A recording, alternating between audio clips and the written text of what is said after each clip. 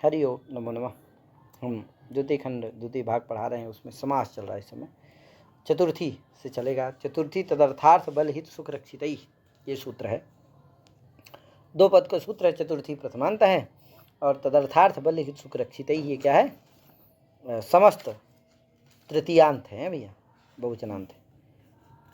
तस्मै अर्था तदर्थ और तदर्थश्च अर्थश्च बलिश्च हितंच सुखंच रक्षितंच इति तदर्थार्थ बलहित सुख रक्षितानि तैः तदर्थार्थ बलहित सुख रक्षितैः कहे। माने चतुर्थ्यंता सुप आ जाएगा पूर्वत, यहाँ भी कर लेना अर्थ कि चतुर्थ्यंता भिन्नम सुबंतम। चतुर्थी तदंत विधि होकर के और सुबंत प्रत्यय ग्रहण से तदंत विधि हो जाएगी, तो क्या होगा? चतुर्थ्यंत हो जाएगा, सुबंत के साथ अभय संबंध से न हो जाएगा, तो चतुर्थ्यंता भिन्नम सुबंतम। सुपा से सुपा आ जा रहा है, सा सुपा आ जा रहा, समर्थ भी आ जा रहा, तो अर्थ हो जाएगा चतुर्थ्यंता भिन्नम सुबंतम तदर्थार्थ। तदर्थार्थ का मतलब ये है, तदर्थ से किसको लेना है भैया? तो कहा तस्मै इदम तदर्थम, तस्मै इदम तदर्थम। अर्थे नित्य समासो विशेष लिंगता, इसी से समास होता है। तत्शब्द से चतुर्थ्यंतार्थ लेना है। क्या लेना है? तत्शब्देन चतुर्थ्यंतार्थो विवक्षितः। समझे कि नहीं? और तस्मै माने चतुर्थ्यंतार्थाय इदम, जो चतुर्थ्यंतार्थ के लिए हो उसको तदर्थ कहते हैं। समझे कि नहीं? चतुर्थ्यंतवाच्य प्रयोजनकम यत् तत् तदर्थम। समझे कि नहीं? चतुर्थ्यंतवाच्य प्रयोजनकम यत् तत् तदर्थम। समझे कि नहीं? चतुर्थ्यंत वाच्य जो है उसके प्रयोजनक जो हो, उसके प्रयोजन के लिए जो हो, वही क्या है? तदर्थ है। अभी बताएंगे। जैसे यूपाय दारू, यूप दारू है कि नहीं? यूपाय दारू, यूप को होते हैं खूंटा आदि के, खूंटा आदि। समझे कि नहीं? खंबा जिसमें गाय आदि बांधा जाता है उसको यूप कहते हैं। और यूप के लिए दारू, दारू में लकड़ी, तो यूप के लिए लकड़ी है। तो बताओ, जो चतुर्थ्यंत कौन है? यूपाय। चतुर्थ्यंत वाच्य कौन है? यूप। उसके प्रयोजन के लिए कौन है? दारू। अतः दारू क्या है? तदर्थ है। माने चतुर्थ्यंत प्रयोजनकम यत् वर्तते तत् किम यूप किम वर्तते? दारू वर्तते। दारू नहीं, दारू। क्या? हाँ, दारू नहीं कह देना भैया, ठीक है? तो चतुर्थ्यंत वाच्य चतुर्थ्यंत वाच्यम किम वर्तते? यूप। तत्प्रयोजनकम किम अस्ति? दारू। अतः चतुर्थ्यंत वाच्य प्रयोजनकम यत् तत् किम? दारू। अतः दारू किम अस्ति? तदर्थम वर्तते। समझे कि नहीं? अर्थात चतुर्थ्यंत के लिए जो हो वही क्या होता है? चतुर्थ्यंत वाच्य के लिए जो हो वही क्या है? तदर्थ है कि नहीं? चतुर्थ्यंत वाच्य के लिए जो हो वही तदर्थ है। तो चतुर्थ्यंत वाच्य कौन है? यूप। उसके लिए कौन है? दारू। इसलिए दारू क्या है? तदर्थ। ठीक भैया? तो चतुर्थ्यंत वाच्य माने चतुर्थ्यंता भिन्नम सुबंतम तदर्थ प्रकृतिक, तदर्थ समर्थ सुबंतेन सह समस्यते। तदर्थ प्रकृतिक समर्थ सुबंतेन सह समस्यते। और चतुर्थ्यंता भिन्नम सुबंतम अर्थ बलि शीत सुख रक्षित इत्येतदन्यतम प्रकृतिकैः समर्थैः सुबंतैः सह वा समस्यते स च तत्पुरुष। ऐसा कर लेना है। माने तदर्थ का एक अलग कर लेना और उसके साथ अलग कर लेना। ठीक भैया? तो सूत्र का अर्थ फिर से एक बार बोल दे रहा हूँ।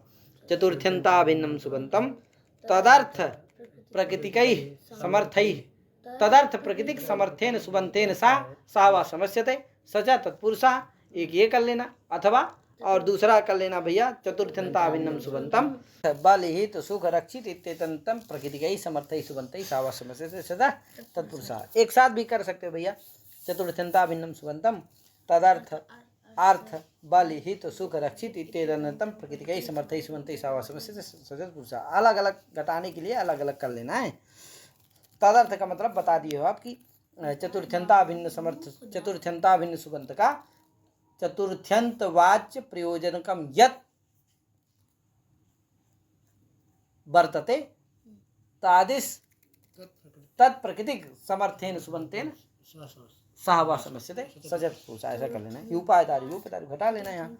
चतुर्थ्यंता भिन्न सुबंत कौन हो गए? यूप गे, उसका चतुर्थ्यंता भिन्न सुबंत कौन है, यूप के, उसका क्या हो जाएगा, दारु के साथ क्या हो जाएगा, दारुसु के साथ समास हो जाएगा। क्यों, वो तदर्थ प्रकृति सुबंत है। क्यों है भैया तदर्थ प्रकृति, तो चतुर्थ्यंत वाच्य वर्तते यूप तादिश चतुर्थ्यंत वाच्य प्रयोजनकम किम अस्ति, दारु वर्तते, क्योंकि दारु किसके लिए है, उसी के लिए है। अतः तत्प्रकृतिक समर्थ सुबंत कौन हो जाएगा, दारु से, उसके साथ क्या हो जाएगा, समास हो जाएगा। तो यूपाय दारु, यूप दारु। ठीक है, आगे नपुंसक लिंग है तो सु आएगा, सु का क्या हो जाएगा, लोप हो जाता है। आगे ने रंधना का देखो वही देखो लिखा है चतुर्थ्यंतार्थाय, चतुर्थ्यंतार्थाय यत तद्वाचिना और अर्थादिभिश्च, देखो यहाँ भी लिख दिया, दो अर्थ है भैया, अर्थादिभिश्च चतुर्थ्यंतम व प्रागवत है कि नहीं। चतुर्थ्यंतम माने चतुर्थ्यंता भिन्नम सुबंतम, चतुर्थ्यंतार्थाय यद वर्तते तद्वाची प्रकृतिकेन समर्थेन सुबंतेन सह समस्यते, अथवा चतुर्थ्यंतम अर्थादिभिः समर्थै सुबंतै सह व समस्यते। समझे कि नहीं, ये दो अर्थ कर लेना, इसमें वृत्ति में भी लिख दिया। तदर्थेन, कहा भैया तदर्थ से क्या लेना है, कहा तदर्थेन प्रकृति विकृति भाव एवं गृह्यते बलिरक्षित ग्रहणाज ज्ञापकात्। कहा भैया तदर्थ से क्या लेना है, प्रकृति विकृति भाव ही लेना है, बलिरक्षित ग्रहण से हमको पता चलता है, बलिरक्षित ग्रहण इसका ज्ञापक है। तो देखो यहाँ जो यूपाय दारु यूप दारु में क्या है, प्रकृति विकृति भाव है।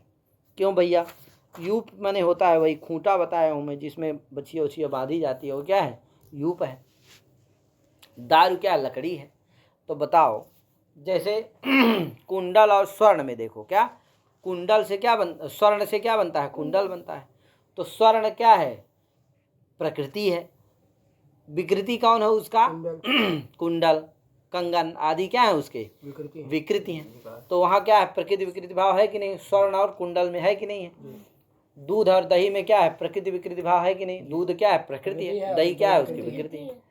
उसी तरह से यूप क्या है, दारु लकड़ी का ही तो विकृति है, तो प्रकृति कौन हो गई, दारु लकड़ी, और यूप जो खंभा है, खूंटा है, वो क्या हो गया, उसका विकृति हो गया। तो प्रकृति विकृति भाव है यहाँ की नहीं है, तो इसलिए यहाँ पर क्या हो जाएगा, समास हो जाएगा। जहाँ पर लेकिन प्रकृति विकृति भाव नहीं होगा वहाँ पर समास नहीं होगा, अतादर्थ रहेगा तो भी क्या नहीं होगा, नहीं होगा। क्यों, प्रकृति विकृति भाव ही तदर्थ से लेना है। समझे कि नहीं। तो देखो जैसे अन्यथा अगर केवल तदर्थ हो बस हो गया, माने चतुर्थ्यंत के लिए जो हो, चतुर्थ्यंतार्थ के लिए जो हो, बस वहाँ अगर समास करने लगोगे तो क्या हो जाएगा, तदर्थ से केवल इतने अगर ले लिए, क्या चतुर्थ्यंतार्थाय यद वर्तते तत्तदर्थम यदि गृह्यते, है कि नहीं। चतुर्थ्यंतार्थाय यद वर्तते तत्तदर्थम वर्तते यदि एवं रीत्या एवं स्वीक्रियते तर्हि किं भविष्यति, बलिरक्षित ग्रहणम व्यर्थम भविष्यति। कथम, भूतेभ्यः बलि भूत बलि, अगोभ्यः रक्षितम गोरक्षितम। यहाँ क्या हो जाएगा, तृणम गोरक्षितम तृणम, अभूतेभ्यः बलि भूत बलि, भूतों के लिए बलि और गो के लिए रक्षित कौन, तृण। तो बताओ जो तृण है वो किसके लिए है, गाय के लिए है।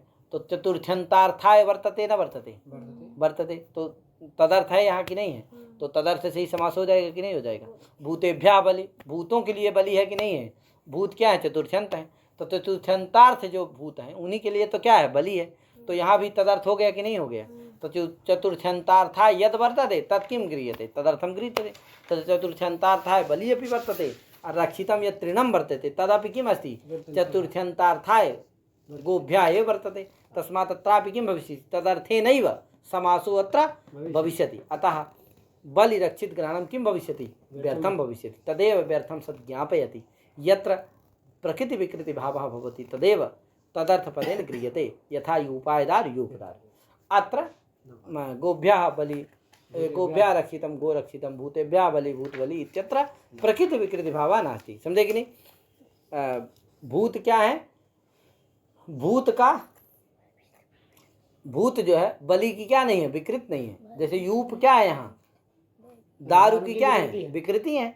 उसी तरह वहाँ भूत क्या नहीं है, बलि की विकृति नहीं है। बलि क्या नहीं है, भूत की विकृति नहीं है, प्रकृति नहीं है। समझे कि नहीं।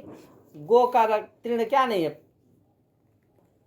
विकृति नहीं है। तृण क्या नहीं है, प्रकृति नहीं है। तो वहाँ प्रकृति विकृति भाव नहीं है, इसलिए वहाँ क्या नहीं होता है, माने तदर्थ से समास नहीं हो पाएगा, इसलिए रक्षित और बलि रखना क्या हो जाता है, ग्रहण करना सार्थक हो जाता है। अच्छा, इसका फल क्या है भैया? तो कहा इसका फल ये है कि प्रकृति विकृति भाव लेने से ये होगा कि जहाँ पर मान लो बलि रक्षित तो सूत्र में गृहीत है वहाँ तो समास हो जाएगा, लेकिन जो सूत्र में गृहीत नहीं है और वहाँ प्रकृति विकृति भाव नहीं है, तदर्थ होने पर भी लेकिन कौन सा नहीं है, वहाँ भाव नहीं है, तो वहाँ समास नहीं होता। जैसे रंधना स्थली, यहाँ समास नहीं होता, इसीलिए लिखा ने है रंधना स्थली। रंधन माने होता है रधि, रध हिंसा एवं धातु है, लेकिन रध माने यहाँ पाक ले लेना, समझे कि नहीं। तो रंधनाय माने पाका स्थाली वर्तते, तो बताओ पाक के लिए स्थाली है, बर्तन है। अब बताओ यहाँ चतुर्थ्यंतार्थ जो पाक है उसी के लिए तो क्या है, स्थाली है। तो यहाँ भी चतुर्थ्यंतार्थाय वर्तते किम, चतुर्थ्यंतार्थ प्रयोजनकम वर्तते, प्रयोजनिका वर्तते स्थाली, तर्हि यत्रापि किं भविष्यति, तदर्था वर्तते समासो भविष्यति। किंतु यदि प्रकृति विकृति भाव क्रियते तर्हि यत्र न समासः भवति। ये तो यत्र किम् अस्ति, स्थाली रन्धनस्य प्रकृतिः नास्ति। हाँ, रंधनस्य प्रकृतिः नास्ति, रंधनं पाकः, स्थाल्याः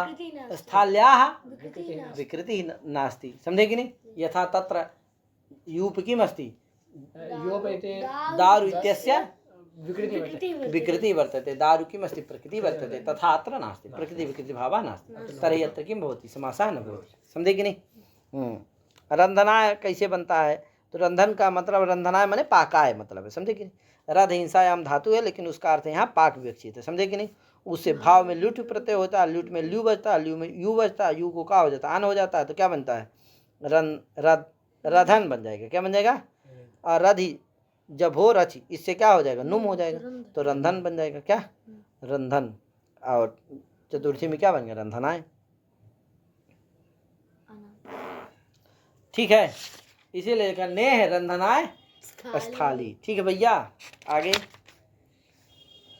अश्वघा, कोई कहा ये बताइए कि यहाँ समास कैसे होगा, कहाँ, अश्वेभ्या घासा अश्वघासा, धर्माय नियमो धर्म नियम, यहाँ समास कैसे होगा, क्यों, क्योंकि यहाँ अश्वेभ्या घासा तदर्थ तो है लेकिन प्रकृति विकृति भाव नहीं है, धर्माय नियम धर्म नियम, धर्म के लिए नियम है, तो यहाँ भी तदर्थ तो है लेकिन प्रकृति विकृति भाव तो तदर्थ नहीं है, इसलिए क्या नहीं होगा, तदर्थ से प्रकृति विकृति भाव देना है, यहाँ ऐसा है नहीं तो समास नहीं हो पाएगा। तो ये सब प्रयोग कैसे बनेंगे, कहा भैया अश्वघासादयस्तु षष्ठी समासः, कहा अश्वघासादि में क्या है, षष्ठी, अश्वानाम घासा अश्वों का घास, धर्मानाम नियमः धर्म नियम, धर्मानाम नियमः धर्म नियम इत्यादि में षष्ठी समास करना चाहिए, चतुर्थी समास इससे नहीं है, ठीक है भैया।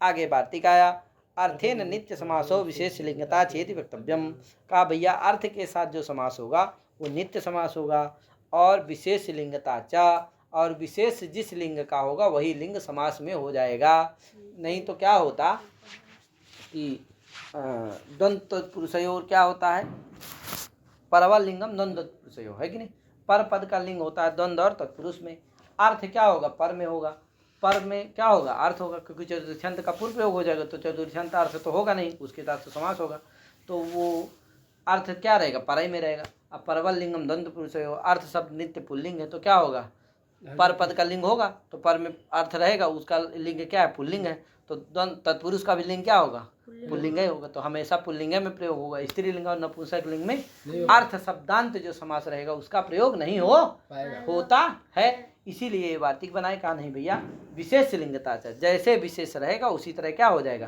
समास का भी वही लिंग होगा, ठीक है भैया। अगर विशेष स्त्रीलिंग है तो समास का भी लिंग क्या हो जाएगा, स्त्रीलिंग, यदि विशेष क्या है नपुंसक लिंग है तो नपुंसक लिंग, पुल्लिंग है तो पुल्लिंग समास का हो जाएगा, ठीक भैया। उदाहरण दे रहे हैं तीनों का, क्या क्या है बोलो जल्दी से। द्विजाय अयम द्विजार्थः, द्विजार्था सूपः, कहे द्विजाय अयम सूपः द्विजार्था, कहा भैया ये जो सूप है दाल ये किसके लिए है, द्विज के लिए है, अतः अयम सूपः द्विजार्था सूपः। अब बताओ यहाँ पर द्विजाय अयम, अयम सूपः, सूपा है पुल्लिंग है इसीलिए अयम शब्द का प्रयोग है, पुल्लिंग है, तो अब बताओ यहाँ जो विशेष है सूप वो क्या है, पुल्लिंग है, इसलिए जो समास का लिंग होगा वो भी क्या होगा, पुल्लिंग होगा, इसीलिए सु आएगा, सुकृति से द्विजार्था बन जाता है। और नित्य समास है इसीलिए देखो अन्येन पदेन समास, अन्येन पदेन तो अयम इदम के साथ विग्रह है और समास अर्थ के साथ है, तो द्विज द्विज गे और अर्थ सु, द्विज गे अर्थ, इस अलौकिक विग्रह में समास कर लेना, इसी तरह सब जगह है भैया। तो यहाँ सूपा पुल्लिंग है इसलिए पुल्लिंग हो गया, तो द्विजार्था सूपा। द्विजार्था यवागु, यवागु क्या स्त्रीलिंग है इसीलिए क्या होगा द्विजाय इयम, द्विजाय इयम कर लेना है, इयम स्त्रीलिंग का प्रयोग हो जाएगा। तो इस यम क्योंकि यवागु क्या स्त्रीलिंग है इसलिए द्विजाय इयम, द्विजाय इयम इसी द्विजार्था यवागु, यवागु स्त्रीलिंग है इसलिए स्त्रीलिंग हो जाएगा, टाप हो जाएगा तो द्विजार्था बन जाएगा, द्विजार्था यवागु। यहाँ भी द्विजार्थम पयः है कि नहीं, द्विजा इदम इति द्विजार्थम पयः। यहाँ पय जो है क्या है नपुंसक लिंग है, पय माने दूध, तो स्त्रीलिंग नपुंसक लिंग है इसलिए समास का भी लिंग क्या होगा नपुंसक लिंग होगा, इसलिए सु आएगा, सु को आम हो जाएगा, क्या बनेगा द्विजार्थम पयः। ठीक है भैया। भूत बलि भूतेभ्या बलि, भूत बलि भूतभ्यस बलिसु समास हो जाएगा, भूत का पूर्व प्रयोग हो जाएगा क्योंकि वो क्या है यहाँ चतुर्थ्यंत है ना, वो ध्यान रखना इस चीज़ का हमेशा सब जगह है भैया, बता चुका हूँ कई बार। तो भूतेभ्या बलि भूत बलि यहाँ भी समास हो जाएगा, गोभ्या हितम गो हितम, गोभ्या सुखम गो सुखम, गोभ्यास हित सु, गोभ्यास सुख सु, गोभ्या रक्षितम गो रक्षितम, गोभ्यास रक्षित सु समास हो जाएगा सब जगह। ठीक है भैया। पंचमी बहन सूत्र है क्या पंचमी बहन, इसका भी अर्थ करना पंचम्यंता भिन्नम सुबंतम भय प्रकृतिकेन समर्थेन सुबंतेन सावा समस्यते सचा तत्पुरुषः, ये पंचमी समास है। चोरात भयम चोर भयम, चोर गसी भय सु समास हो जाएगा। भय चोर से भय लगता है डर लगता है तो भय प्रकृति समर्थ सुबंत कौन हो गया भय हो गया, भय सु उसके साथ समास हो जाएगा। तो चोरात भयम चोर भयम, ठीक है चोर भय बन जाएगा, सु आएगा सु कम हो जाएगा, चोर भयम बन जाएगा। ठीक भैया। भय भीत भीति भी है कि नहीं, भी बस इतना है, तृतीया का बहुवचनांत है भैया, ठीक है ना। भयश्चा भीतश्चा भीतिश्चा भीश्चा इति भय भीत भीति भी भिया बनेगा है तई, भय भीत भीति भय भीत भीति भी भी इति वाच्यम है कि नहीं, यानी कि भय भीत केवल भय शब्द के साथ समास नहीं होता पंचम्यंत का, पंचम्यंता भिन्न सुबंत का भय भीत भीति भी इत्येतन्नतम प्रकृतिकैः समर्थैः सुबन्तैः सावा समस्यते सचा तत्पुरुषः। क्योंकि वार्तिक है ना तो उक्ता अनुक्त दुरुक्ता नाम, तो उक्तों का भी समुच्चय है इसमें, अनुक्तों का भी है। क्या यार भय का उक्त है बाकी अनुक्त है। तो वृक भीता इत्यादि शब्द जगह कर लेना, वृकात भीता वृक भीता, वृक से डर गया कहे वृक भीता वृक भीति वृक भी सब कर लेना। ठीक भैया। आगे अपेता पोढ़ मुक्त पतिता पत्रस्तैरल्पसा है कि नहीं, अपेता पोढ़ मुक्त पतिता पत्रस्तैरल्पसा पतिता पत्रस्तैरल्पसा, ये सूत्र आया क्या है, इसका विग्रह कर लीजिएगा। ये दो पद का सूत्र है, पंचमी आ जाता है, पंचम में अर्थ हो जाता है, तो अर्थ इसका विग्रह होगा अपेतश्च अपोढ़श्च मुक्तश्च पतितश्च अपत्रस्तश्च इति अपत्रस्ता ही तरेतर बहुवचनांत हो जाएगा पूरा है, माने अपेता पोढ़ मुक्त पतिता अपत्रस्ता तई अपत्रस्तई है। अल्पसा प्रथमांत है, अल्पसा माने यहाँ अल्पम अल्पम अल्पसा नहीं होता है, अथवा उससे क्या नहीं होता है, बहवाल पार्ता छस कारकात से सस प्रत्यय नहीं होता है, अपितु क्या होता है, क्यों, क्योंकि मंगला बहवाल पार्थान मंगला अमंगल वचनम, ये क्या है वार्तिक है, इससे होता है कि बहवार्थक और अल्पार्थक से मंगल अथवा अमंगल अर्थ की प्रतीति होने पर ही क्या होता है सस प्रत्यय होता है। यहाँ मंगल और अमंगल दोनों अर्थ की प्रतीति नहीं है तो अल्प शब्द से सस प्रत्यय नहीं हो सकता, तो इसीलिए कहा निपातनात्, इसी सूत्र में चूंकि पानी जी ने किया है अतः इसी निर्देश से निपातनात् क्या हो जाएगा, इसी सूत्र से सस प्रत्यय हो जाएगा। सस में क्या बचेगा सा, तो अल्प सा मिला देना, अल्प स्वार्थ में होगा है, कुछ उसका अर्थ नहीं रहेगा, तो अल्पस और फिर आगे सु आएगा सु अल्पसा बन जाएगा, वो अल्पसा पंचम्यंत का विशेषण होगा है। तो माने अल्पसा माने किंचित, अल्पसा का मतलब है अल्प, यानी अल्पम पंचम्यंतम, यानी किंचित पंचम्यंतों का समास होता है इनके साथ, सभी पंचम्यंतों का समास इनके साथ नहीं होता है। वो किंचित माने कौन लिए जाएंगे पंचम्यंत, कौन पंचम्यंत नहीं लिए जाएंगे, ये प्रामाणिक प्रयोग और आप्त पुरुषों का वचन, उनके प्रयोग ही क्या है इसमें गमक होंगे, बिन गमक होंगे, ठीक है ना भैया, माने गमक होंगे, व्याख्यान में शरणम वर्तते, ठीक है भैया। जो प्रयोग प्रामाणिक हो जाएगा तो अर्थ सूत्र का हो जाएगा कि पंचम्यंता भिन्नम सुबंत पंचम्यंता भिन्नम अल्पम अल्पम माने अल्पसा पंचम्यंता भिन्नम सुबंतम माने किंचित है कि नहीं पंचम्यंता भिन्नम सुबंतम तो अल्पसा पंचम्यंता भिन्नम सुबंतम अपेत अपोढ़ मुक्त पतित अपत्रस्त इत्येतदन्यतम प्रकृतिकैः समर्थैः सुबन्तैः सह वा समस्यते स च तत्पुरुषः। ठीक है भैया, यही देखो वृत्ति में लिख दिया एतैः सह अल्पम पंचम्यंतम समस्यते स च तत्पुरुषः। सुखापेतः सुखाद अपेतः इति सुखापेतः तो सुख गसी रहेगा, अपेत अपेत सु रहेगा, समास हो जाएगा, पंचम्यंत का पूर्व प्रयोग हो जाएगा तो सुखा पेता बन जाएगा। इसी तरह सब में कर लेना है। कल्पनाद आपोढ़ा कल्पना पोढ़ा, चक्रान मुक्ता चक्र मुक्ता, स्वर्गात पतिता स्वर्ग पतिता, तरंगात अपत्रस्ता इति तरंगापत्रस्ता तरंगों से अपत्रस्त है। क्या यार?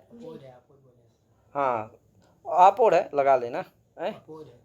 अपोढ़ क्या? अपोढ़ तो कल्पनात अपोढ़ा कल्पना पोढ़ा कल्पना पोढ़ा। ठीक है कर लेना भैया। अल्पसा किम प्रासादात पतिता क्या अल्प पंचम्यंतों का ही इनके साथ समास होता है, सभी पंचम्यंतों का नहीं होता। तो प्रासादात पतिता, यहाँ प्रासादात यद्यपि पंचम्यंत है पतित भी है, समास हो जाना चाहिए लेकिन नहीं होगा क्योंकि अल्पसा कहते हैं कि किंचित ही होता है। ये प्रासादात पतिता में समस्त प्रयोग कहीं नहीं मिलता है, प्रामाणिक प्रयोग नहीं है, इसलिए यहाँ समास नहीं होगा तो व्यस्त ही रहेगा। कहे आगे स्तोकांत दूरार्थ कृच्छाणिक तेन, कहे स्तोकांत दूरार्थ कृच्छाणिक तेन, ये भी दो पद का सूत्र है। स्तोकंचा अंतिकंचा दूरंचा इति एतेषाम इतरेतर योग द्वंद्व, इतरेतर द्वंद्व हो जाएगा तो क्या बनेगा? इतरेतर योग द्वंद्व समास कर लेना भैया। तो क्या बने? स्तोकांत दूराणी है और फिर तानि अर्था एसाम ते स्तोकांत दूरार्था और स्तोकांत दूरार्थाश्च और कृच्छंच इति स्तोकांत दूरार्थ कृच्छान। ठीक है भैया, ये समस्त प्रथमांत है, ये यहाँ कर लेना। मैंने स्तोकांत दूरार्थ कृच्छान के साथ केवल कृच्छ्य शब्द लेना, वहाँ कृच्छार्थक शब्द नहीं लेना है कि नहीं? यहाँ तो तदर्थक शब्द ले लेना सब कहे, मैंने स्तोकार्थक शब्द अंतिकार्थक शब्द और दूरार्थक शब्द। ठीक है भैया, स्तोकार्थक अंतिकार्थक और दूरार्थक, कृच्छार्थक नहीं लेना है, इसीलिए वहाँ अर्थ को जोड़ा नहीं, इधर कर दिया। क्या यार? तो ये हो जाएगा। मैंने स्तोकार्थक शब्दों का, अंतिकार्थक दूरार्थक शब्दों का और कृच्छ इन पंचम्यंत समर्थ सुबंत शब्दों का अक्ता प्रत्यांत समर्थ सुबंत के साथ क्या होता है? समास होता है विकल्प से। क्या यार?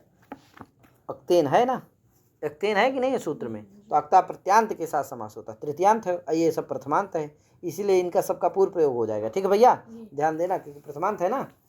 तो स्तोकान मुक्ता सूत्र का अर्थ पूरा क्या बनेगा भैया? तो स्तोकाद्यन्नतम स्तोकार्थक अंतिकार्थक दूरार्थक कृच्छ इत्येतदन्यतम प्रकृतिक पंचम्यंता भिन्नम सुबंतम इत्येतदन्यतम प्रकृतिक पंचम्यंता भिन्नम सुबंतम अक्ता प्रत्यांतेन समर्थेन सुबंतेन सावा समस्यते सचा तत्पुरुषः, ये अर्थ कर लेना। ठीक भैया, तो स्तोकान मुक्ता स्तोकात मुक्ता इति स्तोकान मुक्ता, यहाँ क्या होना चाहिए? पंचमी का स्तोक गसी और मुक्त सु समास हो गया, पंचमी का क्या हो जाना चाहिए? लुक हो जाना चाहिए, लेकिन क्या नहीं हुआ? पंचमी का लुक नहीं हुआ, तो क्या बना? स्तोकात मुक्ता और ता को क्या हो गया? ना हो गया, तो क्या बन गया? स्तोकान मुक्ता। किसे हो गया ना? यरुण के पंचम्या स्तोकादिभ्या, इस सूत्र के द्वारा क्या हो जाता? पंचमी का सब जगह अलुक हो जाता है, इसलिए पंचमी व्यक्ति का लुक नहीं होता है। ठीक है भैया, नहीं समासावयत्तात् समास होने के बाद प्रातिपदिक संज्ञा होने के बाद प्रातिपदिक क्या अवयत्तात् शुभ का क्या होना चाहिए? लुक होना चाहिए, लेकिन लुक नहीं होता है। क्यों? क्योंकि ये पंचम्या स्तोकादिभ्या उसका निषेध कर देता, अलुक कर देता। ठीक भैया, स्तोकादि के परे रहते पंचमी का क्या होता है? अलुक होता है, इस सूत्र का अर्थ है। तो स्तोकादि परे हैं इसलिए पंचमी का क्या हो जाएगा? अलुक हो जाएगा, नहीं होगा। तो स्तोकान मुक्ता, इसी तरह अल्पान मुक्ता और अंतिकादागता, अभ्यासादागता, दूरादागता, विप्रकृष्टादागता, कृच्छादागता, ये सब बन जाएंगे। ठीक है, देखो स्तोकार्थक शब्द लेते हैं, इसीलिए स्तोकान्मुक्ता में भी समास हुआ, और स्तोकार्थक शब्द अल्प है इसलिए अल्पान्मुक्ता भी हो गया। स्तोक माने अल्प है, और अंतिक भी क्या है, अंतिकादागता और अभ्यासादागता। अंतिकार्थक शब्द कौन है, अभ्यास भी है, इसलिए अभ्यासादागता, और समीप भी है तो समीपादागता भी कर सकते हो। ठीक भैया।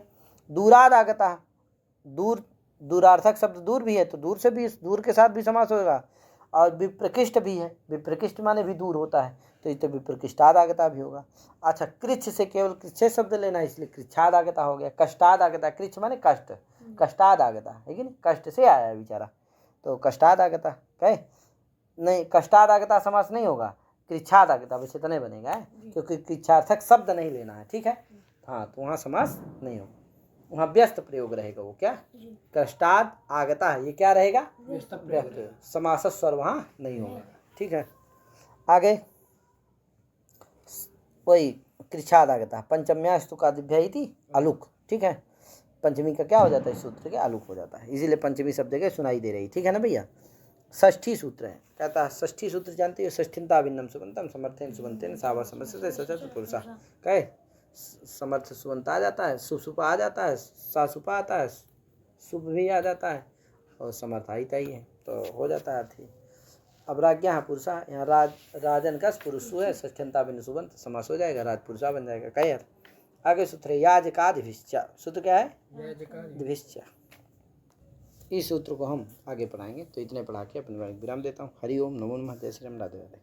एक बात विशेष ध्यान दीजिएगा, अभी हम सामान्य रूप से मूल का परिचय कराना चाह रहे हैं और लोग विशेष आग्रह से ही इस पाठ को हम कर रहे हैं। आगे फिर विस्तृत रूप से इसका पाठ चलाया जाएगा कभी। हरि ओम, नमो नमः।